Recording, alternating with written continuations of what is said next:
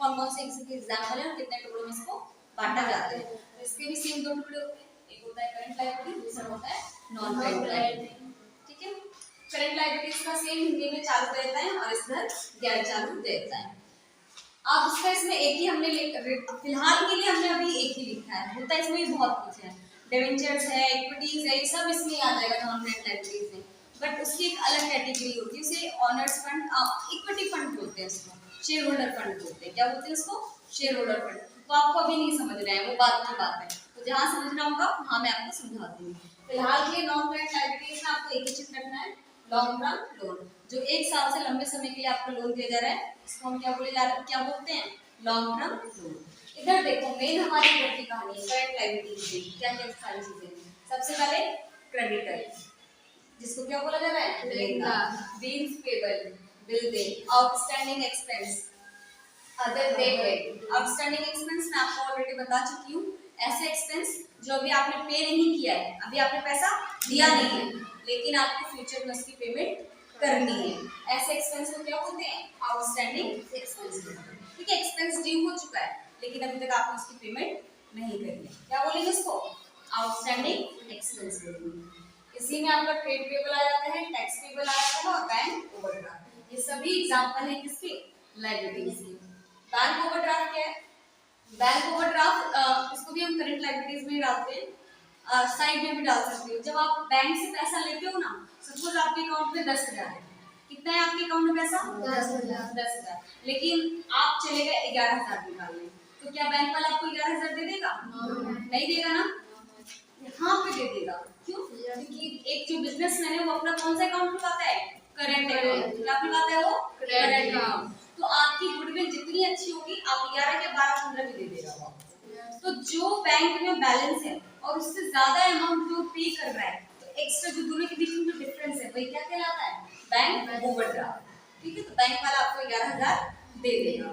तो 10 आपके अकाउंट में था, मिला कितना पैसा आपको? 11,000। तो 1,000 का आपके ऊपर कर्जा हो गया, किसका? बैंक वाले की तरफ से। इसी वजह से इसका नाम क्या लिख दिया? Bank overdraft.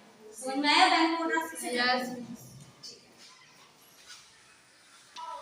अभी फिलहाल हमने एसेट्स पढ़ लिया, लायबिलिटीज पढ़ लिया और उसी में हमारा एक और पॉइंट कौन सा था? कैपिटल। हाँ ना, कैपिटल। अब इस कैपिटल में क्या क्या चीजें होंगी? देखो कैपिटल मतलब पूंजी।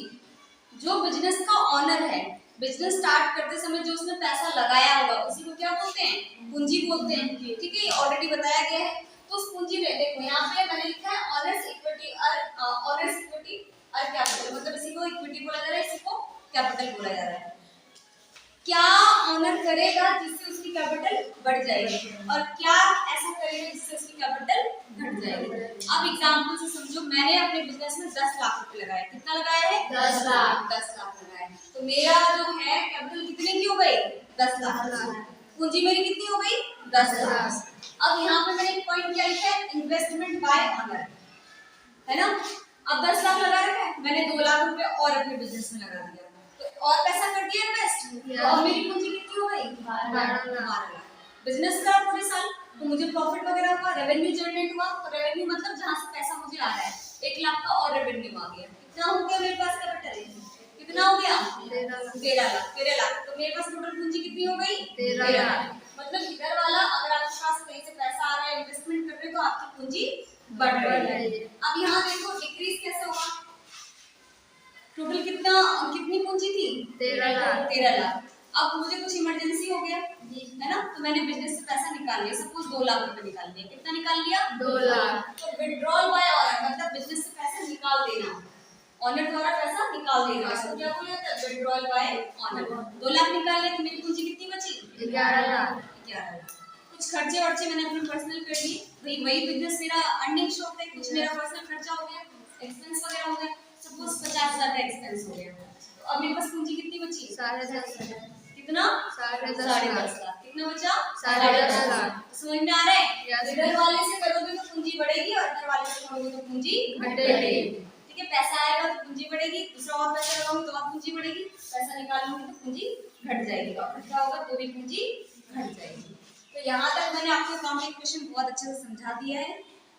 किसी को कोई डाउट हो तो आराम